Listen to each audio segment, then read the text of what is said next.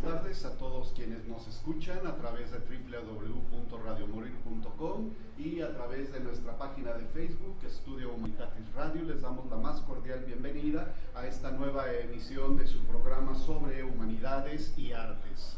Les damos las gracias a todos quienes han dado pulgar arriba y a quienes nos están siguiendo a través de nuestra página. Tenemos 127 seguidores en estos 2 meses ya casi de transmisión cada viernes, entonces pues les damos las gracias y por favor difundan nuestra página para seguir teniendo más seguidores y llegar a más público.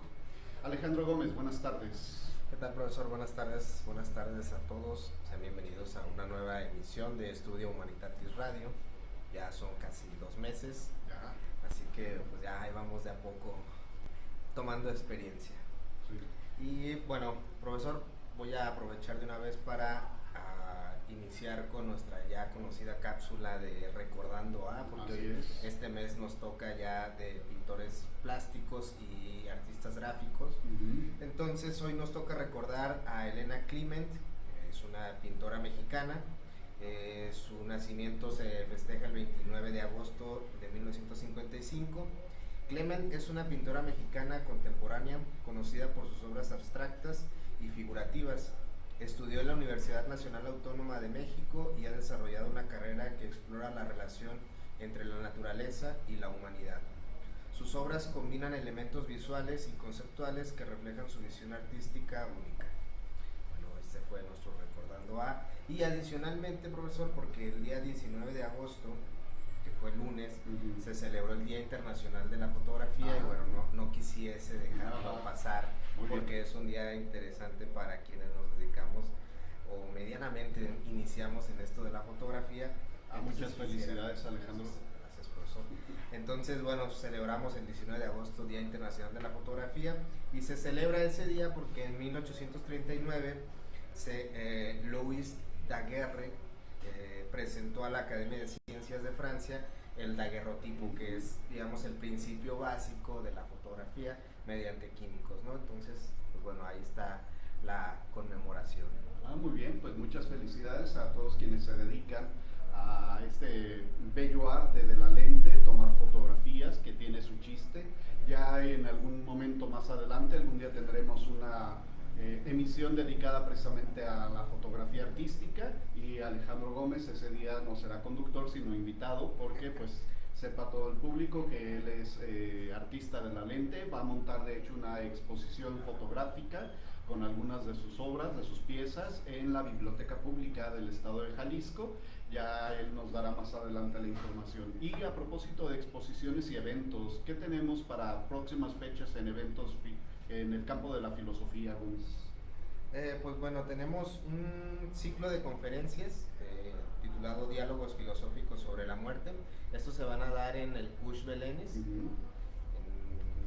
en el Salón Fernando Carlos Vives Romero. Bevia Romero, perdón, sí. Van a ser el día 21, 27 de agosto, el 3 de septiembre, y los horarios van entre 11:30, 1 de la tarde, 5:30, algunas otras conferencias. Vamos a subir el flyer a la página de Facebook para que lo chequen, y pues bueno, para que se den una vuelta a este diálogo interesante. Y continuar también, no sé si recordarán nuestros radioescuchas, los que nos escucharon ese día, cuando tuvimos la charla con el doctor que estaba haciendo su investigación. Con el maestro. Con el maestro, perdón. Luis Ernesto Dávalos, que está haciendo su tesis sobre Hegel. Y nos presentó algo sobre Kant, ¿cierto? Sobre Kant. Y bueno, también recordarles que estos eventos de Kant, por los 300 años de su nacimiento, se dan en el Fondo de Cultura Económica, que está ahí en Chapultepec. Y bueno, dense una vuelta. También vamos a subir el flyer, porque hay una conferencia el día, hubo una el 21 y hay otra el 18 de septiembre, para que se den una vuelta. Kant y su legado a 300 años de su nacimiento. Muy bien, pues ahí están los eventos del mes. Y pues bueno, estamos ya por iniciar nuestro tema, no sin antes recordarles pues que nos pueden dejar sus comentarios a través de nuestro chat en la página Estudio Humanitatis Radio de Facebook o en el chat en vivo de la plataforma de la estación www.radiomorir.com. Y pues bueno, este programa, como está dedicado a las humanidades y las artes, pues es abierto a distintos ámbitos de la investigación y del estudio de las áreas humanísticas, y es un gusto para nosotros ahora contar con la presencia de una maestra investigadora en el campo del teatro, y se ha especializado en el teatro novohispano, Alejandra Ángeles. Ella es licenciada en Ciencias y Técnicas de la Comunicación, es maestra en Estudios de Literatura Mexicana por la Universidad de Guadalajara, candidata a doctora por el Centro Universitario de Ciencias Sociales y Humanidades en el doctorado mismo de Humanidades, y sus líneas de investigación pues se han enfocado en la literatura y el teatro novohispano y de los siglos de oro. Cursó diplomado de escritura creativa en la Sociedad de Escritores Mexicanos, el SOGEM, y además es escritora. Algún día, otro día está ya abierta la puerta para que venga y nos hable un poco de su obra, porque ella escribió libro de cuentos, Te hace falta abrir los ojos, publicado en 2021, Fondo Blanco es la editorial, así es. Y de la novela Casta Diva, Fondo Blanco también en el 2023. Alejandra, bienvenida. Bienvenida, maestra. Muchas gracias por la invitación y claro que encantada regreso ahora para hablar como escritora. Sí, pues será un honor contar con su presencia, y pues bueno, este será también un espacio por el que podrá hacer también difusión de su obra como escritora, y también pues invitar a colegas suyos que se dediquen a esta actividad artística de escribir. Bien, y a propósito de su línea de investigación y de lo que va a presentar precisamente en su tesis doctoral, que es sobre teatro novohispano, ¿cómo llega el teatro a la Nueva España? ¿Cuándo llega el teatro a estas tierras, del otro lado de la mar océano, como decían? Bueno, ya se puede hablar que los nativos, los mesoamericanos, tenían representaciones que entrarían dentro de la dramaturgia, ¿no? No propiamente eran obras de teatro, pero pues tenían sus danzas, sus celebraciones, que entran en este tipo de estudios, de dramaturgia, de representaciones, y es por esa razón que como ellos ya tenían algo parecido, que se familiarizan muy rápido con el teatro. El teatro llega con los frailes, con los franciscanos, los jesuitas, cuando vienen a evangelizar. Cuando Cortés culmina la conquista, una de las primeras cosas a las que se dio la tarea fue de comenzar con la evangelización, porque era el pretexto, ¿no?, del por qué estaban aquí. Bueno, pues era rescatar a los indígenas, salvar su alma. Entonces, bueno, comienza con la evangelización, viene el primer grupo de franciscanos, luego llega el segundo en 1524, que es en el que viene Fray Toribio, mejor conocido como Motolinía, Fray Martín de Valencia, que era el que dirigía, y entonces comienzan a hacer teatro. Teatro, obviamente, era teatro muy simple, eran coloquios, y era básicamente para evangelizar. Entonces eran obras muy, muy sencillas, donde los personajes eran la fe, no sé, el ángel, el mal, el ángel, cuestiones así, para ir poco a poco evangelizando a los indígenas. Y a los indígenas les llamó mucho la atención el teatro, repito, porque ya tenían ellos algo muy parecido con sus danzas, etcétera.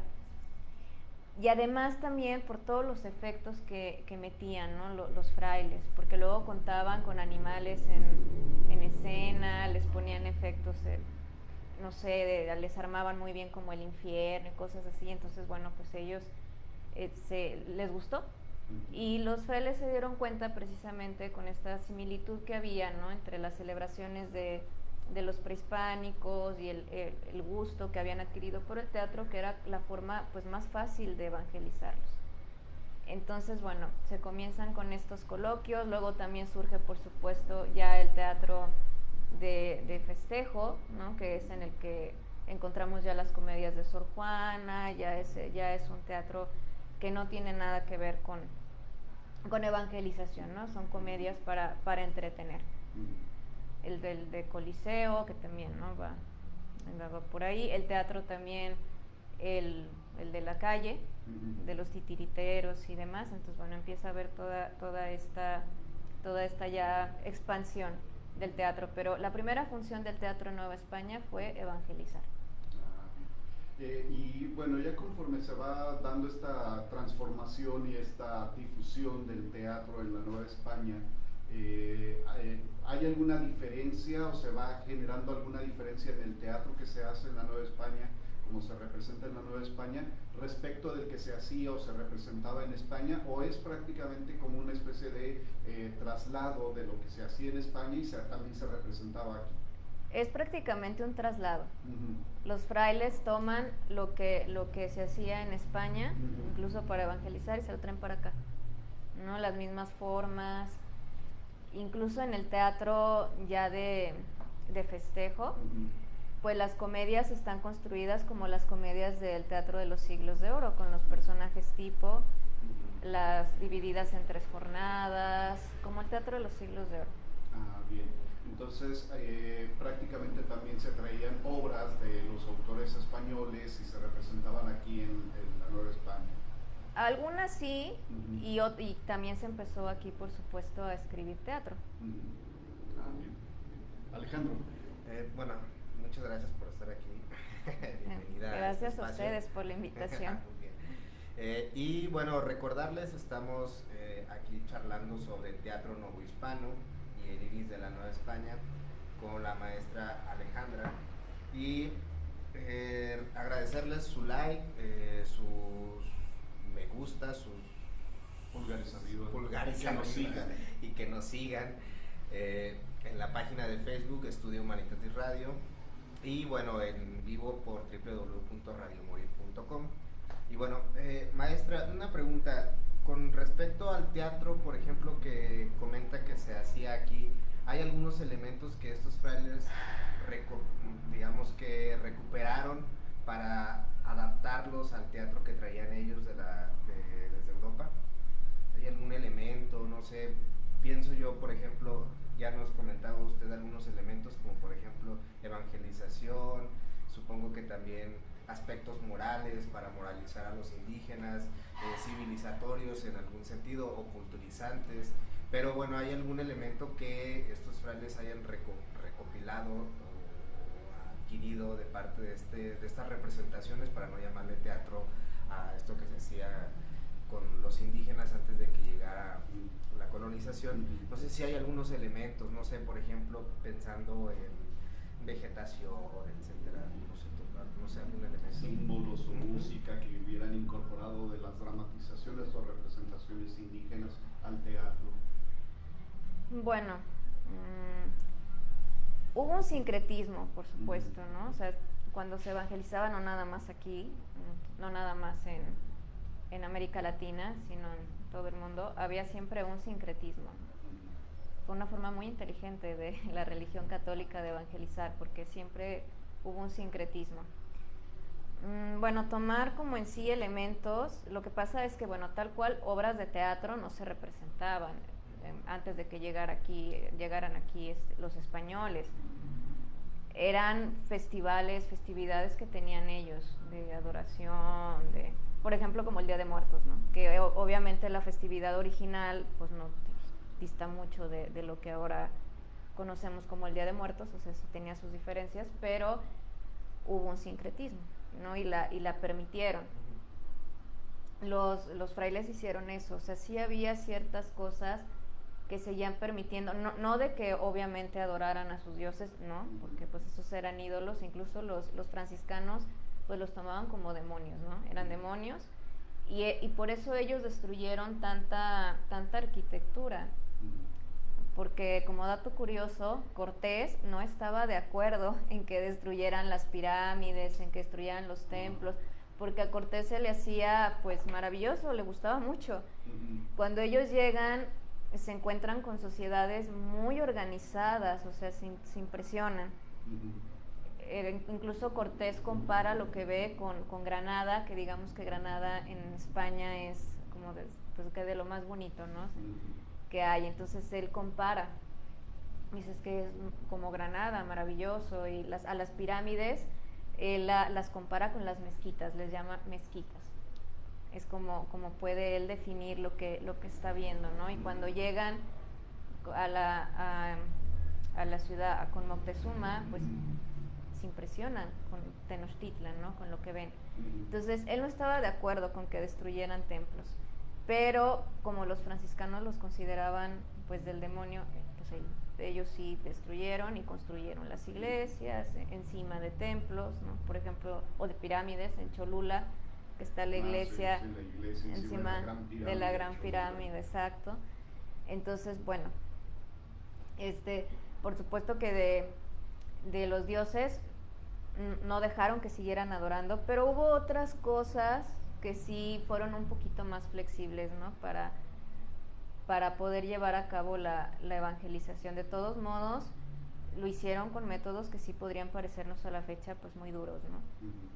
Eso sí, no vamos a decir que fueron muy, muy buenos, ¿verdad? Pero ciertas cuestiones sí fueron un poco más flexibles. Quizá, por ejemplo, las danzas, los tocotines. Los tocotines que entran dentro, por supuesto, del teatro novohispano, serían parte de este sincretismo. Se sigue este sincretismo a lo largo del periodo novohispano en teatro, o solamente en este proceso como de evangelización y de primer encuentro. No, se sigue en el teatro novohispano, incluso en el teatro de festejo. Sor Juana hace mención a un tocotín. Sí, entonces no se sigue. Los tocotines forman ya parte. Tenemos en mente, de hecho, también un programa dedicado a Sor Juana, porque ya también ha habido quienes nos han preguntado si podría hacerse algo sobre Sor Juana, entonces seguramente será invitado usted otra vez para dialogar. Muchas gracias, claro que sí. Vamos a invitar por ahí a alguien, a uno de los estudiosos también de Sor Juana, en el departamento de letras, y seguramente será una charla muy interesante. Antes de continuar y darle la palabra a Alejandro, Fernando Villegas, muchas gracias por su comentario, nos manda saludos y dice muy buen tema. Sin duda lo es. Muchas gracias, Fernando Villegas. Alejandro. Sí, bueno, yo lo preguntaba porque de donde somos nosotros, somos de Michoacán, de la zona serrana, entonces hay una serie de elementos que fueron recuperados no tan recientemente sobre algunas puestas en escena que tenían los tarascos, utilizando mascarones. Ellos utilizaron una especie como de mascarones triangulares que hoy se han modernizado y son de este parecido como a la danza de los viejitos y estas, pero eran unos mascarones de tipo de madera y eran utilizados como en puestas en escena. Parece que eran como representaciones no solamente de los acontecimientos de los dioses, sino que también tenían alguna especie como de temas como de educación, digamos, para las juventudes de tarascas. Entonces, bueno, lo preguntaba porque me parecía interesante y bueno, si es que hubiese un caso, pues sería muy interesante. Bueno, pues es que justo lo que tomaron fue esa familiarización que tenían ya los pueblos originarios por esa clase de representaciones. No se dieron cuenta que sí había una similitud y que por ahí, o sea, que por ahí podían evangelizar mucho más fácil, además se prestaban más. Sí. Supongo que estas representaciones, dramatizaciones indígenas, digo porque hubo una tesis de la maestría en estudios filosóficos sobre los cantos de Netzahualcóyotl y comentaba el tesista que pues era una representación en la que intercalaban pues la voz al recitar, el canto en sí mismo, música, danza, vestuario. Entonces era una representación compleja, ¿no? Sí, totalmente. Y bueno, para avanzar un poquito más y atinarle a lo que nos truje, que seguramente estará usted muy emocionada, cabe señalar para informarles a nuestro público que pues nuestra invitada en el próximo mes va a presentar su defensa de tesis doctoral, le deseamos el mejor de los éxitos, y versa precisamente sobre el Iris de Nueva España, una edición crítica. ¿Qué es el Iris de Nueva España, Alejandra? Bueno, primeramente muchas gracias por los buenos deseos a mi defensa de tesis.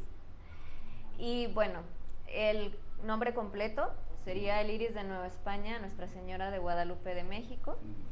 Es una comedia mariana sobre la Virgen de Guadalupe, sobre las apariciones de la Virgen de Guadalupe, que se escribió finales del siglo XVII, principios del siglo XVIII.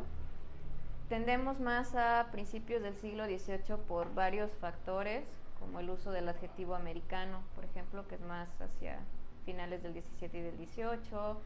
También el uso de algunos fonemas de náhuatl, que se parece más al náhuatl del XVIII que al del XVII. Entonces hay varios indicios que nos hacen pensar que es más bien de principios del siglo XVIII.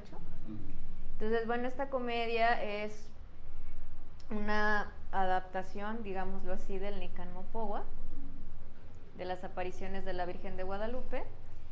Y bueno, lo que hace el dramaturgo, la comedia está escrita y estructurada como las comedias de los siglos de oro español. Son 3 jornadas, están también los personajes tipo, los puedes identificar en los personajes que están ahí, no están así como tal cual, pero claro que puedes ir identificando quién es la dama, o las damas, en este caso hay 2 damas, que serían Ilamachi, que es la que pretende a Juan Diego, y la Virgen de Guadalupe, ¿no? Y está también, bueno, quiénes podrían ser los caballeros, ahí se puede ir identificando perfectamente los personajes tipo en la obra. Bueno, primero igual voy a aclarar cuáles son los personajes tipo, ¿no? De las comedias de los siglos de oro, porque los personajes tipo de las comedias, en las comedias de los siglos de oro, bueno, siempre había un galán, había damas, podía haber de 2 damas, podía haber 3 galanes, ya dependía de cada dramaturgo. Estaba el caballero, estaba también el antagónico, el villano, el padre, el gracioso. El gracioso era de hecho la figura como más importante, de las más importantes, la más importante, el donaire, que se le han dedicado muchas investigaciones al donaire, al gracioso de la comedia de los siglos de oro, que usualmente era el criado del galán, del héroe, ¿no? Entonces este gracioso adquiere mucha importancia porque pues mientras que el galán está como muy en su mundo, ¿no? De la socialité y de querer conquistar a la dama y demás, el gracioso suele estar pues más aterrizado en la realidad, ¿no? Y es el que siempre está provocando los acontecimientos para que se den las cosas, ¿no? Y entonces, bueno, su señor pueda finalmente quedarse con la dama, ¿no? Y es como más, yo lo siento así, más centrado en la realidad. En los graciosos en general, normalmente les ponían nombres así como Racimo, Castaño, ¿no? Eran los nombres que utilizaban para el gracioso. Entonces, bueno, estos eran algunos de los personajes tipo, pues así se les llama, personajes tipo de las comedias de los siglos de oro. Todas las comedias tenían este listado de personajes y ya dependía de cada dramaturgo. También estaban criados y criadas aparte, las damas tenían sus criadas. Entonces, bueno, ya dependía de cada dramaturgo si metían 2 damas, si metían 3 galanes. Entonces, estos son los personajes que también vamos a poder encontrar en el Iris de Nueva España, no tal cual como el galán, como la dama, pero al leer la comedia se pueden ir ahí descifrando, ¿no? Por ejemplo, Motolinía vendría a ser el gracioso de la comedia, lo ponen como el gracioso de la comedia. Las damas, como ya lo comenté, y la Machi y la Virgen de Guadalupe, que ahí hay, bueno, una cuestión interesante porque hay un doble discurso amoroso, ¿no? El amoroso carnal que viene por parte de la Machi y el amor sagrado maternal que va a venir de la Virgen de Guadalupe, ¿no? Y bueno, pues en este caso el galán sería Juan Diego, ¿no? Que es Juan Diego. Se va a desarrollar todo como en el Nican Mopohua, ¿no? Son las apariciones. El dramaturgo le agrega a Fray Martín de Valencia y a Motolinía, porque bueno, ellos no salen en el Nican Mopohua. El Nican Mopohua es el texto donde se narran las apariciones de la Virgen de Guadalupe. Que se suele traducir como aquí se relata, ajá, ¿no? El Nican Mopohua. Así es. Y bueno, fue escrito por Antonio Valeriano, antes de continuar, por ahí del siglo XVI. Él escribe este relato porque ya era mucho. Para ese entonces la Virgen de Guadalupe ya contaba con mucha fama. Ya el Tepeyac se llenaba de peregrinos. Y a Alejandro Valeriano pues le llama la atención esto, ¿no? Y compone el Nican Mopogua, que tiene hay una mezcla entre la filosofía nahua y la filosofía cristiana, ¿no? Que realmente es, a mí me impresiona mucho la similitud entre ambas, ¿no? Básicamente pues creían en lo mismo, ¿no? Y o sea, era el dador de la vida. Sí, sí, sí.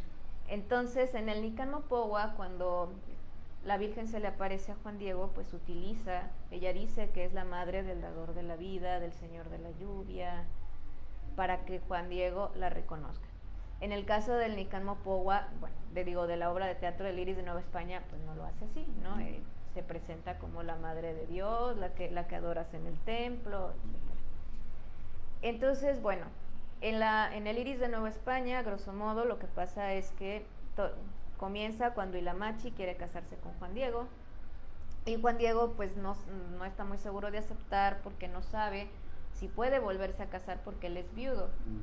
En el Nican Motecpana él se especifica Ixtlilxóchitl, que es el que escribe el Nican Motecpana, que es otra parte. El Nican Mopogua se publica junto con el Nican Motecpana y el Nican Tlantica, todo un documento.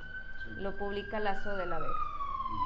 Entonces, en el Nican Motecpana es en donde Ixtlilxóchitl dice que Juan Diego era viudo y que su esposa se llamaba María Lucía.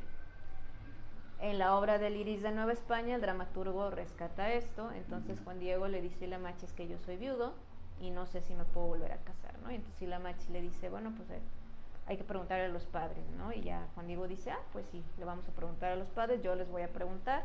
Justo se dirige a la doctrina, es un sábado. Él se dirige a la doctrina el sábado a alabar a la Virgen. Los sábados se les dedica a la Virgen. Entonces, bueno, él va a la doctrina y entonces le dice a Ilamachi, pues ya, que vaya, yo pregunto y bueno, pues ya te digo si sí o si no. Entonces, cuando va rumbo a la doctrina, pues se produce la primera aparición. Entonces ya llega la Virgen, baja la Virgen de Guadalupe al Cerro del Tepeyac y bueno, le dice que quiere que vaya y le diga al arzobispo que quiere que le construyan su templo ahí, ¿no? Cabe mencionar, ya como ya lo saben muchos, que ahí en el Tepeyac se adoraba a Tonantzin, la diosa madre. Entonces, bueno, Juan Diego pues se emociona, dice que claro que sí, va a cumplir con ese mandato y entonces va con el arzobispo, que en el Iris de Nueva España sí es Juan de Zumárraga, ¿no? También, igual que en el Nican Mopogua.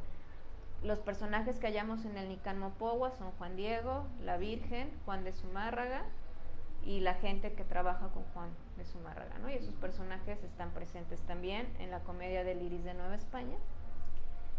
Y nada más, como digo, se añaden Fray Martín, se añade Motolinía, se añade también Cortés y la esposa de Cortés.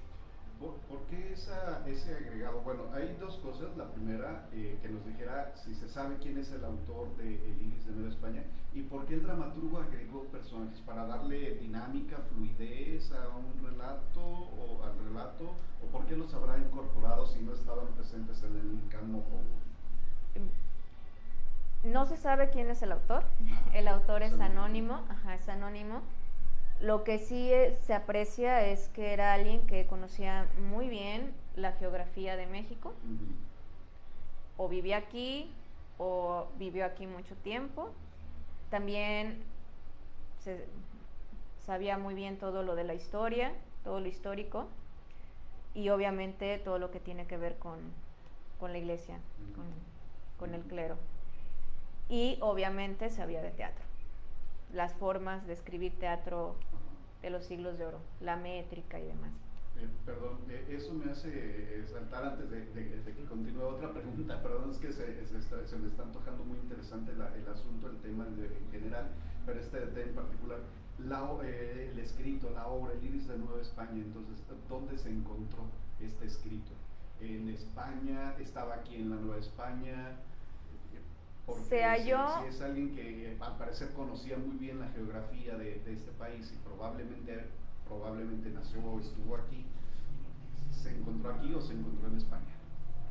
se halló en Alemania. Hasta en Alemania. Una suelta se halló en la biblioteca de Friburgo, la Ajá. primera suelta, Ah, ya, sí, sí, sí. y la segunda se halló en la Biblioteca Nacional de Madrid. Ah, vale. Tenemos 2 sueltas, son copias, exactamente la misma, no hay diferencias. Lo único, y que agradecimos mi director de tesis, el doctor Miguel Sugasti, y yo, fue que en la primera suelta le falta, la última parte está trozada, y la segunda suelta sí trae la última parte y nada más le falta la primera parte que sí trae la otra. Entonces se complementan muy bien. Entonces, bueno, pues pudimos ya tener toda la obra para poder hacer el rescate y la edición crítica. Que me preguntaba lo que era una edición crítica. Sí, sí, también, si nos pudiera platicar un poquito, sí, para los que no conocemos qué es y cómo se hace una edición crítica. Bueno, una edición crítica es rescatar una obra que no se ha publicado en lo contemporáneo, o a lo mejor ya se publicó, pero quieres rescatarla nuevamente. Una obra que tiene muchos años y la vas a transcribir. Entonces se transcribe verso a verso, verso por verso, y además vas a hacer todo el estudio filológico que tiene que ver con anotarla. Las notas que va a llevar la comedia son precisamente para contextualizar al lector, ¿no? Porque va a haber muchas cosas en el caso del teatro novohispano que el lector, pues, de contexto histórico, incluso de palabras que están en desuso, que el lector puede pensar que significan una cosa, pero en esa época significaban otra, o simplemente ya no se usan. Entonces hay que aclarar el significado, porque luego, si no, por eso hay sobreinterpretaciones. Entonces, bueno, se aclaran todas esas cosas en las notas, lo que es el contexto histórico, cuestiones del vocabulario, y también, bueno, información acerca de lo que ahí se va viendo. En el caso del Iris de Nueva España, por ejemplo, pues las citas que hay que tienen que ver con la Biblia, que tienen que ver con estas cuestiones del sábado que se celebra la Virgen María, todo esto, aclarárselo al lector, porque pues no todos los lectores están tan familiarizados con la cuestión religiosa. Entonces, bueno, es necesario centrarlos con todo, ¿no? Para que puedan comprender la comedia, puedan leerla y comprenderla en la actualidad.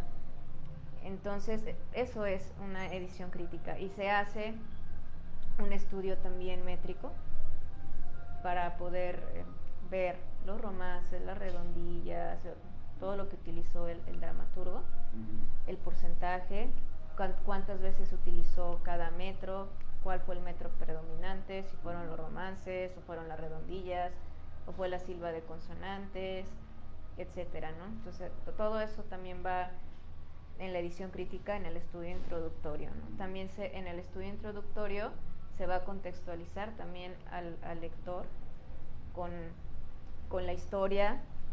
Me refiero a la historia, digamos, de la Virgen de Guadalupe, de cómo se ha trabajado la figura de la Virgen de Guadalupe, que es muy interesante, cómo se ha trabajado para poder volverse, porque se convirtió en un símbolo de identidad mexicana la Virgen de Guadalupe. Entonces, para convertirla en eso ha sido todo un trabajo muy, muy interesante, ¿no? Desde el cuadro que se pintó, que bueno, es lo del ayate, que bueno, los que creen en las apariciones dicen que es un milagro, ¿no? Es obra divina. Y los que no creen en las apariciones, ¿no? Ellos dicen que hay, de hecho, quien pintó el cuadro, ¿no? Hay un indio que pintó el cuadro por orden de los frailes. Incluso también en el estudio introductorio que yo hago, pongo la similitud que hay de la figura de la Virgen ya con las figuras marianas que había en Europa, ¿no? La Virgen de Guadalupe se adora también en Andalucía, también es importante mencionarlo, Y bueno, la figura en sí para la pintura, la figura pictórica, vendría siendo la Muliera Micta Sole, que es la mujer bañada en rayos de sol, que se menciona en el Apocalipsis, que Juan menciona en el Apocalipsis. En esa se basaron, en esa mención, para pintar a la Virgen en Europa y también a la Virgen de Guadalupe, aquí en México. Entonces, bueno, hay muchas características, claro, en la pintura muy interesantes. Entonces, bueno, es desde esta pintura todo lo que van haciendo para construir la imagen de la Virgen. Hubo incluso un fraile, sí, me parece que sí, bueno, un religioso, sí era religioso, un religioso que se dedicó a hacer transcribió lo que dice Juan en el Apocalipsis, diciendo que él lo había visto, pero en México, ¿no? Y entonces a la Virgen como águila y cuestiones así, que ayudó a reafirmar la identidad mexicana, ¿no? Y no solamente para los indígenas, porque también muchos creen que fue solamente para los indígenas, y no, era también para los novohispanos, y que también se identificaran con ella, ¿no? Incluso la pintura, la forma en la que ella está peinada, el pelo corto, tiene que ver con los peinados que se utilizaban en la época, lo novohispano, que era, las mujeres así se peinaban. Entonces, era para los novohispanos en general, no era solamente los indígenas. Entonces, ha sido de verdad todo un trabajo muy interesante. Y bueno, pues el resultado es que la Virgen de Guadalupe pues es el símbolo de identidad mexicano, ¿no? O sea, y que incluso hay una separación ya de la Virgen de Guadalupe con la iglesia como tal, en el sentido de que cuando viene todo este caos político después de la independencia, que tuvimos un periodo de mucha inestabilidad política, querían regresar y bueno, en fin, estaban tanto conservadores como liberales, tomaron el estandarte de la Virgen de Guadalupe, los dos. Sí. Entonces, cosa que dices, bueno, pues los liberales, cuando viene la guerra de reforma, la Virgen de Guadalupe no se tocó, ¿no? O sea, los liberales utilizaban también el estandarte de la Virgen de Guadalupe, que se utilizó desde la independencia. Entonces, es la identidad mexicana. Todos se identifican con la Virgen de Guadalupe, ¿no? Y a lo mejor podrán no ser tan religiosos, pero son guadalupanos. Sí. Entonces, es muy interesante todo lo que hay detrás de la Virgen de Guadalupe. Y bueno, básicamente una edición crítica es eso, situar al lector en todo esto, para que pueda leer la comedia, la pueda entender, y también es rescatarla por si la quieren representar. ¿No? También. Eso, sí, claro, o sea, adelante, sí. Los dramaturgos pueden tomarla y si la quieren representar ya tienen... Ya con la edición crítica es más fácil hacer una representación más apegada a la representación exacto. original. Aunque luego a lo mejor habrá quien se pueda tomar la libertad de hacer una adaptación, pero la obra, esta edición crítica sería como para hacer una representación tal como se pudo haber representado. Sí, exactamente. Obra. Muy bien. Alejandro.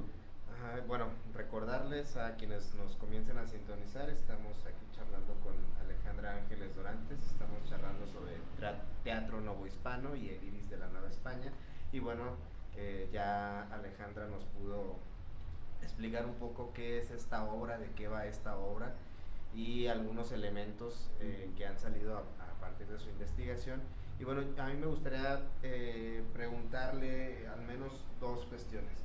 La primera sería si con esta información que se ha rescatado a través de su investigación, han identificado si esta obra se llegó a poner en escena, hubo alguna puesta en escena, ya sea aquí en México, o bueno, como dijo que el texto fue en Alemania, quizás en España, en Madrid, si entiendo bien que la otra parte se encontró ahí. Sí, se puso en escena, se llegó a estar puesta en escena, y bueno, qué elementos tenía esta representación, digamos, esta representación teatral, los elementos como, por ejemplo, si se puso un poco más, no sé, un siglo después, a lo mejor hay elementos para entender que se puso en escena, pues qué elementos trajo nuevos, no sé si han rescatado algo. Voy a responder 3 preguntas porque me faltó responder también el doctor Luis. Sobre los personajes que agrega el dramaturgo y por qué lo hace. Bueno, en el Iris de Nueva España, además de las apariciones de la Virgen de Guadalupe, que sería como la principal línea temática, tenemos otra línea, que sería el juicio que le están haciendo a Cortés. A Cortés le hacen un juicio de residencia, en parte organizado por los enemigos de Cortés. Se le quería hacer el juicio de residencia, pero se pospone porque cuando se le hace la primera vez, Cortés estaba en la Nueva España y pues nadie se atrevió a ir a declarar nada, ¿no?, en contra de él. Entonces, para cuando se vuelve a solicitar este juicio de residencia, que bueno, lo de los enemigos de Cortés lo dice Zumárraga en una carta y lo citan en un fondo Luis Martín, en su biografía de Hernán Cortés, que la encuentran en el Fondo de Cultura Económica. Bueno, él dice, en esta carta Zumárraga dice que bueno, son sus enemigos los que pidieron este juicio de residencia y los que lanzaron las acusaciones. Entonces lo que hace el rey es mandarlo llamar para que puedan entonces ir a declarar, que no suceda lo mismo que la primera vez. Entonces Cortés se va a España y entonces se comienza el juicio de residencia. Entre las cosas, además de los crímenes, los tratos contra los indígenas, las cosas que no repartió bien, porque pues, también de eso se quejaban, ¿no?, los que lo ayudaron con la conquista, que o no les tocó, o les tocó así el pueblito más fregado, ¿no?, que se puede encontrar Cortés, y ese les mandó, ¿no?, y entonces pues, también enojados. Y el principal es el asesinato de su primera esposa. Cortés se casó 2 veces. La primera con Catalina Juárez. Murió de forma muy extraña. Se la trae a Nueva España. La servidumbre dice que los escuchó discutir y como al día siguiente ella fallece. No se sabe bien qué pasó. De hecho, no se sabe qué pasó. Y se le acusa del asesinato de Catalina Juárez, algo que nunca llega realmente a haber un veredicto, ¿no?, con eso. Y la segunda esposa, que es la que está en la comedia del Iris de Nueva España, la Marquesa del Valle, y a través de ella es que se cuenta esta cuestión de Cortés, de que está en España esperando a ser enjuiciado y que espera que el rey tenga piedad de él, aparte de que se dé cuenta de todo lo que Cortés le ha dado, ¿no?, las tierras que encontró, los nuevos adeptos a la Iglesia Católica. Hay también algo muy interesante, que es la inserción de un poema, un romance acerca de Felipe II y de Cortés, que se llama En la corte está Cortés. Entonces, el dramaturgo inserta este romance a finales de la segunda jornada, inserta algunos versos,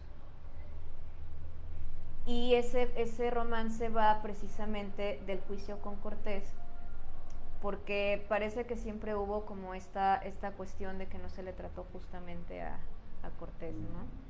Entonces, en este romance pues tiene un juicio, por decirlo así, favorable de Felipe II. Además también es un romance en el que hay una crítica hacia Felipe II. Los españoles no estaban muy contentos con Felipe II por muchas cuestiones, entonces en este romance también hay una crítica hacia él, y el dramaturgo lo rescata, lo toma y lo inserta algunos versos. Probablemente el querer insertar este romance fue pretexto para también poner esta trama de Cortés, del juicio que se le está llevando a cabo y que se cuenta a través de la Marquesa del Valle, que está esperando a que regrese y va y se desahoga con Fray Martín y con Fray Toribio y luego con Ilamachi, y tiene el sueño donde lo enjuician con el rey, que es donde están los versos de este romance. Y bueno, finalmente cuando ya Cortés vuelve a la Nueva España, ¿no?, y ya llevan todos la figura de la Virgen al altar, que es cuando ya le creyeron a Juan Diego después de que ya llevó la prueba en el ayate, ¿no?, las flores. Entonces, bueno, están estas 2 tramas. La principal es la de las apariciones de la Virgen de Guadalupe y la subtrama sería el juicio a Cortés. Y bueno, de tu pregunta, sí sabemos que fue representada. No sabemos dónde ni cuándo, pero fue representada. Y esto porque en La Suelta el título dice, ostenta el adjetivo famosa, comedia famosa. Cuando se ostenta este adjetivo en el Teatro Novohispano, quiere decir que se representa. Entonces, nada más por eso sabemos que se representó, por el adjetivo famosa, pero no sabemos dónde, ni cuándo, ni qué de nuevo pudo haber traído. Realmente todo eso sí lo desconocemos, pero sabemos que se representó. Wow. Pues bueno, quedará a lo mejor para una posible futura investigación rastrear. Sí, claro, sí. Dónde y cuándo se puede haber representado. Regresando un poco a lo que nos comentaba sobre el trabajo filológico y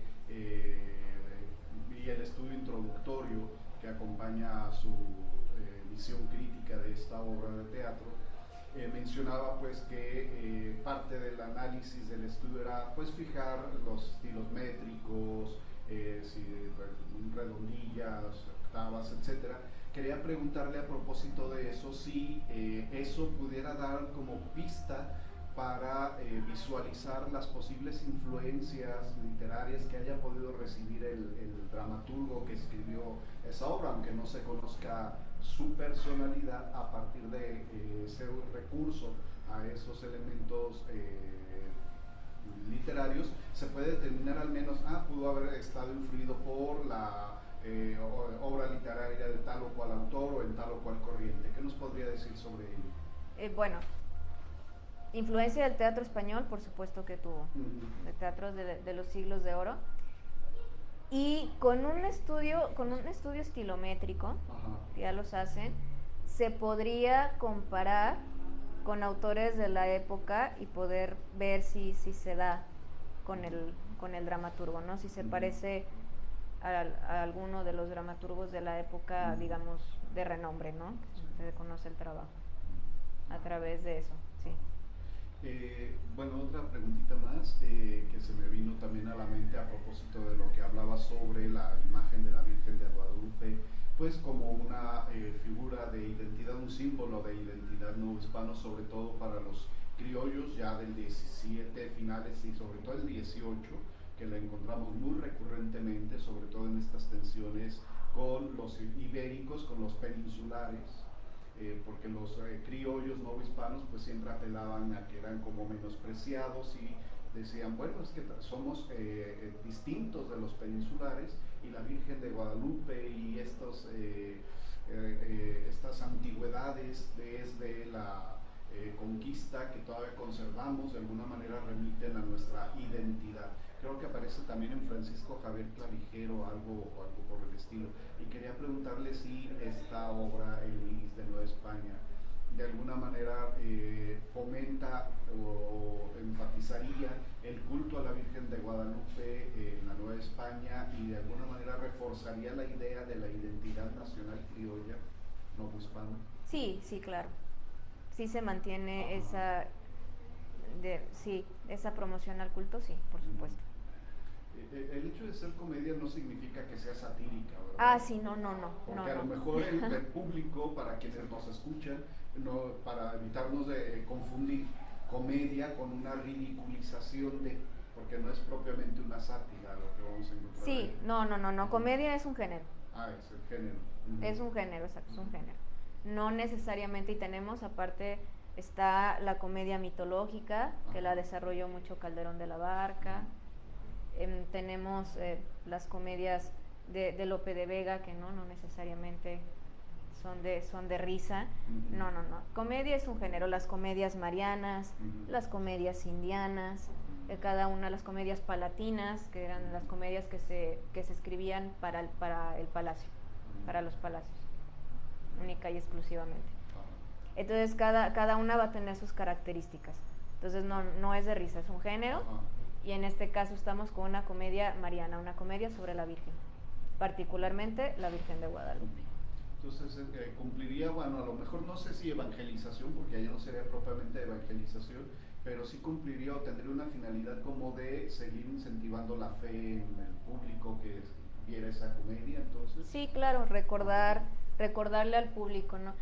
Sí, se manejó la Virgen de Guadalupe como esta cuestión del pueblo elegido, ¿no? Porque aquí se apareció la Virgen, eligió la Virgen a México para... De hecho, de las apariciones que pues, es la Virgen de Guadalupe y la Virgen de Fátima. Son de las vírgenes que se tienen, que se aparecieron. Entonces, se manejó como esto del pueblo elegido también, para poder evangelizar y poder, por supuesto, ayudar con esta cuestión de la nacionalización, sobre todo como comentan, ¿no? En el siglo XVIII, que hay toda esta, desde la independencia, para motivar a la gente a que se levantara, ¿no? por la independencia de la Nueva España, de México, y luego para reforzar este sentimiento de nacionalismo, ¿no? de patriotismo, con la Virgen de Guadalupe, el recordar que somos mexicanos y la Virgen nos eligió, etcétera. Entonces, en el Iris de Nueva España viene esta cuestión de incentivar el culto a la Virgen de Guadalupe, de que no se olvide el hecho de que se apareció aquí, de que contamos, ¿no? con la bendición de la Virgen de Guadalupe. Esto lo recalca, lo menciona el dramaturgo a través del personaje del demonio, que vendría a ser el villano de la historia. El demonio tiene un monólogo al final muy muy largo donde hace un recorrido, ¿no? de que ya 10 años, ¿no? que se liberaron de su yugo, porque él representa la idolatría, ¿no? los dioses falsos, que en este caso vendría siendo Tonantzin, porque de hecho el dramaturgo ahí pone, ¿no? que está junto a una estatua de Tonantzin, ¿no? Entonces él representa eso, ¿no? y que los engañó con la madre Tonantzin, ¿no? haciéndoles creer que era la deidad, y no, ¿verdad? La Virgen lo vio y se dio cuenta que no, y que tenía que ir a aclarar, y bajó y aclaró el asunto, ¿no? de que Tonantzin no, que ese era el demonio y que era ella, ¿no? La Virgen María, la correcta, y a la que deberían de adorar. Entonces, esto también nos da una idea de que no podemos establecer exactamente el tiempo que se transcurre en la comedia, ¿no? O sea, no cuando se escribió, sino el tiempo que transcurre dentro de la comedia. Parece que han pasado 10 años, pero luego también mete que esos 10 años es lo que ha pasado en el Nican Mopogua. Eso sí lo mantiene muy fiel el dramaturgo, se mantiene fiel a que la historia va a comenzar 10 años después de que ya llegaron los colonizadores. Entonces comienza 10 años y se mantiene también firme con los días, con el martes, con el lunes. El lunes no lo menciona propiamente, pero el domingo, el sábado y el martes sí. Más o menos transcurren 7 días en la comedia, que es muy curioso porque pues es justo los 7 días de la creación, ¿no? Algo ahí tendrá que ver también de la relación con la cuestión bíblica, y sabemos que el 7 también es un número sagrado y tiene mucho simbolismo. En el Nican Mopogua me parece que son como 6 días más o menos. Entonces se mantiene fiel con los días, se mantiene fiel con lo que sucede en el Nican Mopogua. Entonces sí, yo sí diría que sigue incentivando al culto, y a que no se olvide esta cuestión de las apariciones y de la importancia de la Virgen de Guadalupe, por supuesto, en la sociedad. Pues se nos fue el tiempo volando, maestra Alejandra. ¿Tan rápido? Estamos ya sobre el tiempo, Alejandro. Pues nada más agradecer a Alejandra por esta charla sobre teatro novohispano. Recordarles que nos sintonicen el siguiente viernes a la misma hora, a las 6. Tendremos aquí a Luis Enrique Ortiz, maestro del Departamento de Filosofía, que nos hablará sobre intelectuales y el poder político desde la teoría argumentativa. Pues maestra Alejandra, muchas gracias. Esta es de ahora en adelante su casa, cuando usted guste. De hecho ya le invitamos primero para que nos hable de su obra literaria como escritora, de su producción, y también para que luego asista con nosotros a un programa sobre Sor Juana.